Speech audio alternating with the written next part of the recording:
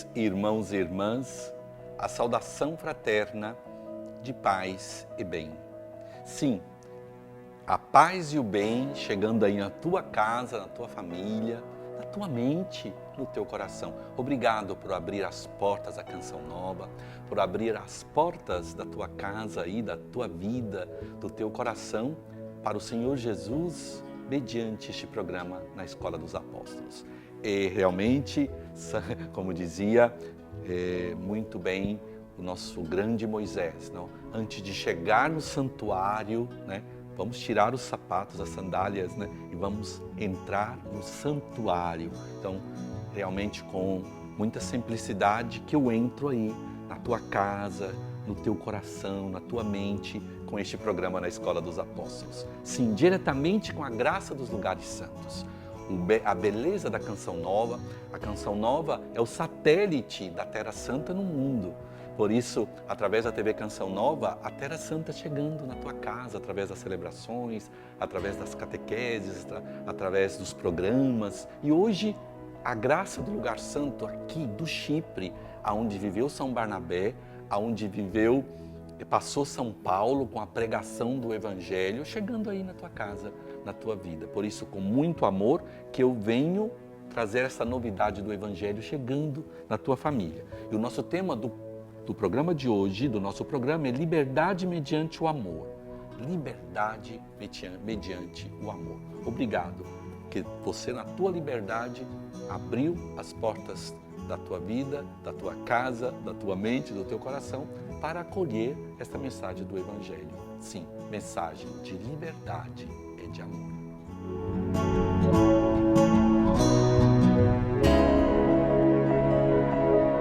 Queridos irmãos e irmãs, falando então de liberdade, hoje um tema tão comum, nós precisamos ter a liberdade, dizemos na liberdade, os tempos mudaram, vamos ter a liberdade, hoje não é como era uma vez, precisamos viver sempre com mais liberdade. Essa palavra nós usamos muito. E a pergunta é interessante: como diferenciar a liberdade da libertinagem?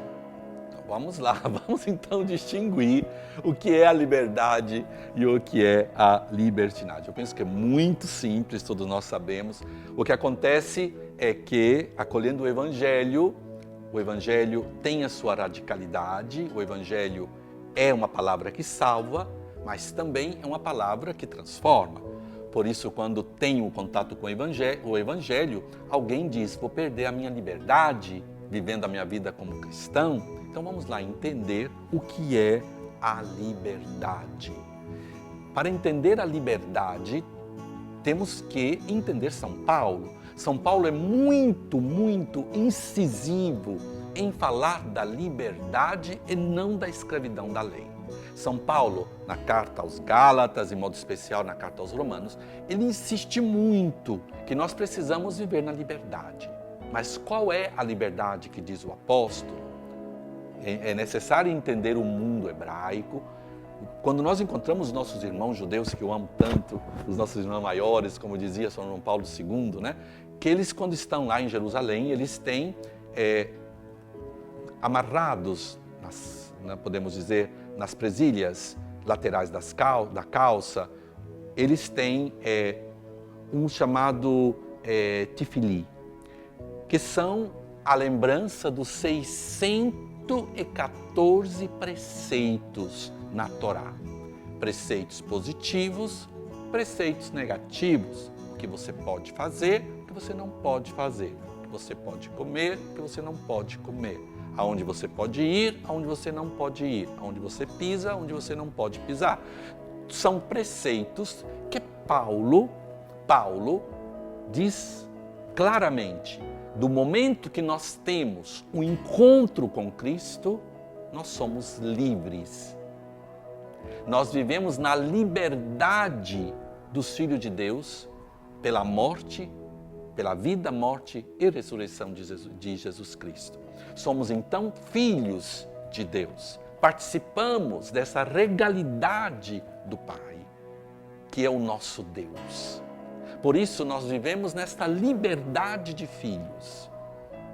vivendo na liberdade de filhos, aqueles preceitos feitos por obrigação não tem mais sentido, diz Paulo.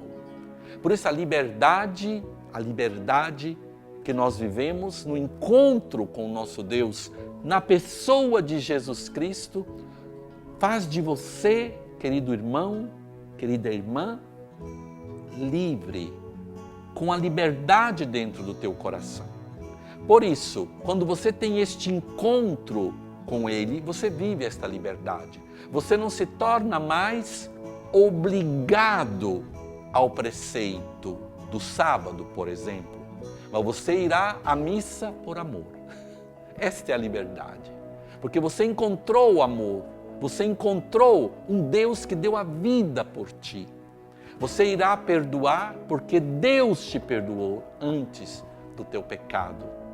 Então você começa a viver nesta liberdade interior, que é a alegria, que é a palavra grega hará, que você vai viver a alegria. Porém, se você vive na escravidão do pecado, você está na libertinagem. Já não é mais a liberdade. Quer dizer, você não é obrigado, mas por amor você responde.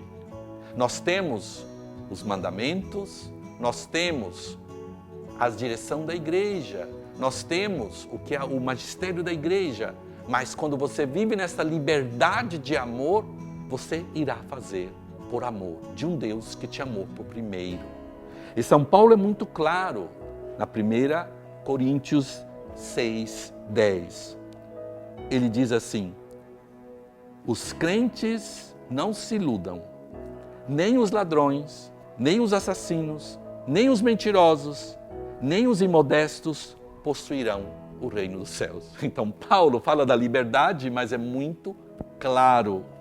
Nós temos que fugir do pecado. Porque o que acontece? Nesta liberdade, nos tornamos, queremos fugir dos preceitos de Deus para viver na escravidão do pecado. Totalmente na escravidão do pecado. Não podemos e não queremos viver na escravidão do pecado, mas queremos viver na liberdade do amor de Deus, na liberdade de acolher os seus preceitos, porque Ele nos amou por primeiro.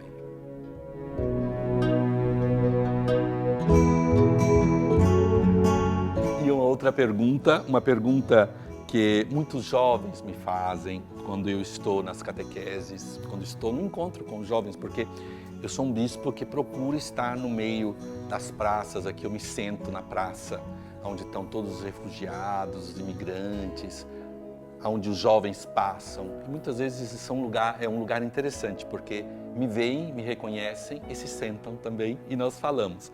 E aí nascem muitas perguntas de jovens de diferentes partes do mundo, mas são quase sempre com a mesma pergunta. A pergunta é sempre essa: como exercer minha liberdade sem perder os valores cristãos? Sim, nós somos chamados àquela liberdade. Eu insisto muito para as famílias católicas de não tratarem os filhos como escravos da lei. Algumas famílias católicas dizem: padre, nós somos muito fortes com os nossos filhos, né? E muitas vezes não acompanham os filhos no crescimento da própria idade, de forçar a barra, como se diz em português, não? Deixando os filhos assim, vivendo a religião, vivendo mesmo o amor, a Eucaristia, com um peso de obrigação, sem a dimensão do amor. É muito importante crescer na dimensão do amor, né? Quando eu digo isso, porque quando nós temos as nossas paróquias, não vamos forçar as criancinhas a estarem nas missas de 1 hora e meia, pregações longas, né? Temos que educar as catequistas, de estarem com as crianças do lado, depois as crianças serem introduzidas, né, gradualmente nas liturgias, e assim com a missa para as crianças. e também no crescimento do amor pela própria fé. Muitas vezes é uma imposição tão forte, né, que se cria nos nossos jovens uma aversão à igreja, né, uma aversão. A imagem que eles têm de nós padres é que estamos ali com o dedo, né, no nariz, dizendo coisas, não aquela imagem do pastor, do pai que acompanha. E muitas vezes você vai dizer o não, mas antes você amou, antes você se aproximou, antes você conheceu, antes você deu sinais de totalmente sacrifício pela pessoa. Tudo isso é um caminho pedagógico que fazemos todos juntos, queridos irmãos e irmãs. Bispos, padres, diáconos, leigos, catequistas, povo de Deus, famílias. Temos que todos caminhar nessa sinodalidade que chama Papa Francisco, neste entendimento. Então, vamos lá, vamos responder. Tendo como guia o próprio Evangelho. Como viver a liberdade sem perder os valores cristãos. Tendo como guia o próprio Evangelho. Se você não conhece a palavra de Deus, se você não tem contato com o Evangelho, como você vai entender os valores cristãos realmente? Então, a guia é o Evangelho. O Evangelho vem meditado, vem lido, vem entendido, vem amado, vem proclamado já com as criancinhas, com a dramatização, com o modo de conhecer e entender. Nessa liberdade, qual é a liberdade do cristão? Fazer a vontade de Deus. E qual é a vontade de Deus? A tua felicidade. A vontade de Deus é que você se comporte como filho seu. Por isso, essa liberdade vem numa fonte de amor. Quando nós vivemos nessa liberdade, nós temos que fugir da escravidão do pecado. Então, não é que eu vou perder a minha liberdade, você vai fugir da escravidão do pecado. Aí vamos lá, você é muito claro. Aí você diz, eu não quero viver com a imposição do Evangelho, não quero viver com a palavra que me diz como viver para que eu seja feliz, mas eu vou ser escravo do cigarro. Não sei se vocês viram pessoas que são escravos do cigarro. Não fica ali não vendo a hora de terminar a missa para sair para fumar. Esperamos que dá missa, mas você vai ser escravo do cigarro? Ou você quer ser na liberdade de um Deus que ama o teu corpo, que ama a tua existência, que quer a tua saúde? Aí você diz, não, ainda bem, uma vez eu encontrei alguém que disse, ainda bem que na Bíblia não se fala nada de não fumar. Por isso eu sou católico, né? E estou lá, me acabo com a escravidão de um cigarro que manda em você. Aí você diz, você não quer a liberdade que Deus quer te dar, mas você está lá escravo, não, de alguns minutos de um prazer, queimando dinheiro, saúde. Então, você é escravo, você não é livre. Mas eu sou livre. Não, você não é livre. Eu sou livre porque eu quero fumar e eu fumo. E sendo na igreja católica, eu conheço padre que fuma, eu conheço outros religiosos, eu vou fumar e basta. Você é escravo, querido. Você é escravo de um cigarro. Não estou dizendo que você está fazendo mal a alguém. A igreja não vai dizer para você, se você não deixar o cigarro, você não pode ser um bom católico. Por isso, eu conheço realmente até padres mesmo que fumam, respeitam eles. E se precisar, vamos lá, estamos lá até perto sofrendo a fumaça, mas tudo bem. Vamos lá, na liberdade, mas liberdade o que significa? Liberdade ou escravo do álcool? Ser escravo do álcool. Imagine destruir famílias destruídas, aí você não tem mais relações com seus amigos, porque quando você está realmente possuído por aquela quantidade daquela substância, né? Você se torna chato, você se torna agressivo, você fala quando não tem que falar. Aí você diz, não, eu sou livre, porque eu quero viver o meu fim de semana bebendo. Não, você é escravo. Você é escravo dos próprios instintos, né? Escravos dos próprios instintos sexuais, afetivos. Por isso, liberdade é amor de Deus, que quer você livre. Ele quer que você seja realmente santo. A tua liberdade de ser bom, a liberdade de ser feliz, de ter a tua família, de viver respeitando o teu corpo e o corpo dos outros irmãos, vivendo nesta beleza. Por isso, sim, você não perde a tua liberdade quando você acolhe o Evangelho, mas você vem liberto de tantas escravidões.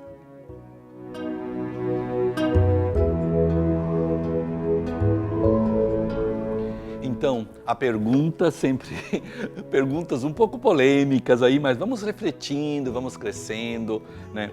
Eu sempre digo, eu não sou o dono da verdade, é somente uma experiência, né, de um bispo católico que compartilha a sua própria experiência, vivendo numa terra missionária, vivendo aqui na terra do Chipre, tendo vivido toda a vida na Terra Santa, com a alegria de ter nascido no Brasil e hoje sendo a serviço da igreja, não da igreja do Brasil, mas a igreja aqui da Terra Santa, podemos dizer, né? Do Chipre, uma parte é Ásia, mas uma parte está na Europa, essa nova realidade que é onde o Senhor me chamou. Por isso é um modo de partilhar com vocês. A pergunta é: por que fazer o que me apetece não me realiza plenamente? Então, é uma pergunta um pouco tendenciosa, né? Que eu respondo naquilo que eu posso responder com simplicidade, né? Porque nós temos que entender o conceito de plenitude. Porque se nós não entendemos o conceito de plenitude, nós iremos sempre fazer essas perguntas, tá bom?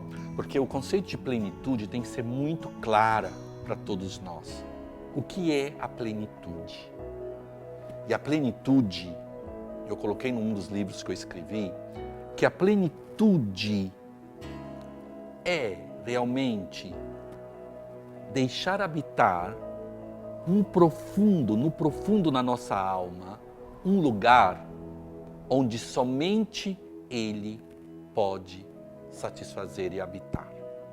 Então, o conceito de plenitude, queridos irmãos e irmãs, é muito profundo. Porque tem um lugar dentro de cada ser humano que somente o Altíssimo pode habitar. E eu falo para todos, para quem é casado.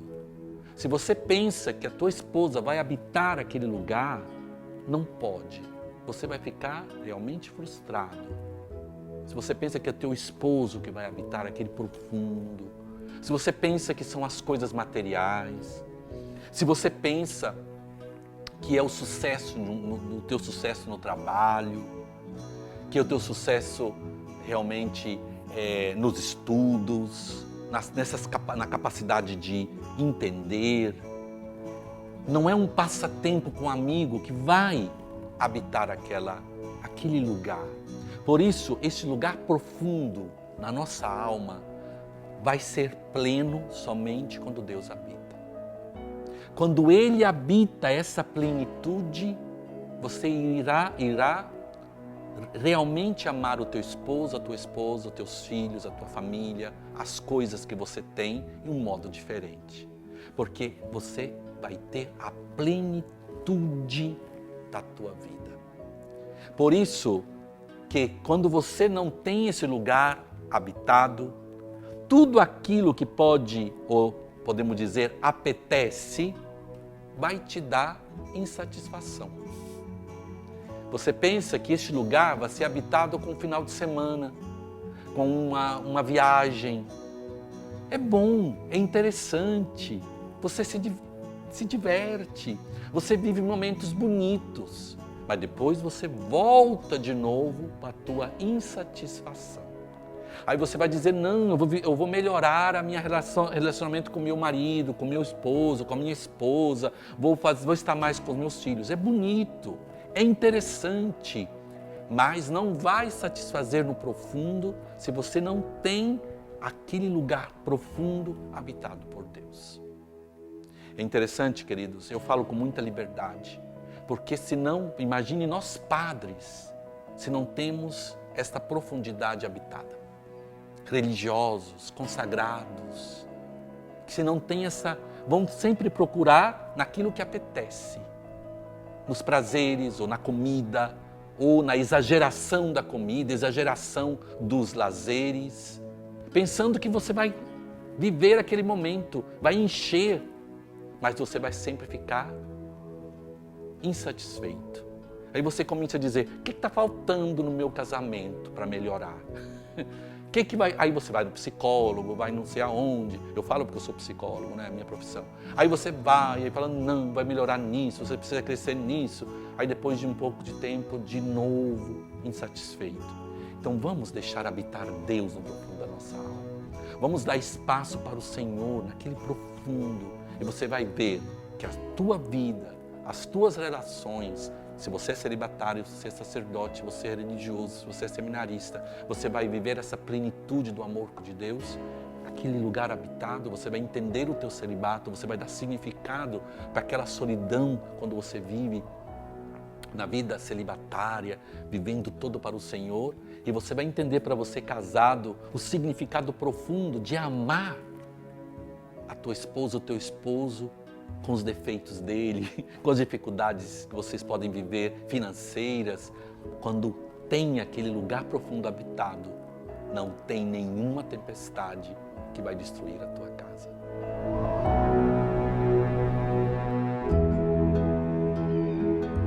E uma outra pergunta, como viver o amor de Cristo sem egoísmo e individualismo? Oh meu Deus, que interessante essa pergunta. E Dom Frei Bruno, que é muito incisivo no responder essa pergunta.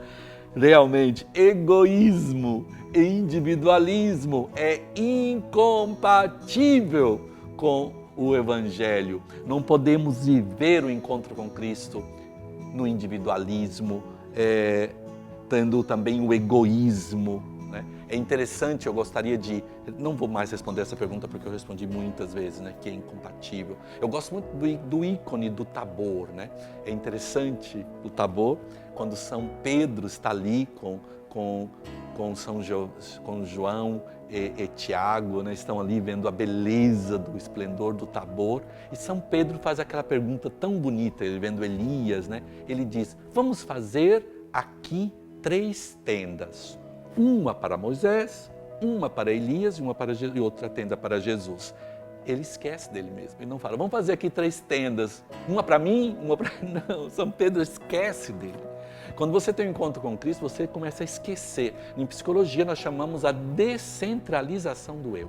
Quando você começa a sair do teu egoísmo, do teu individualismo, daquela criança meu, que diz todo meu, para o nosso, para o teu, indo para o lugar do irmão, se colocando na empatia no lugar dos irmãos e irmãs, vivendo assim o amor de Cristo.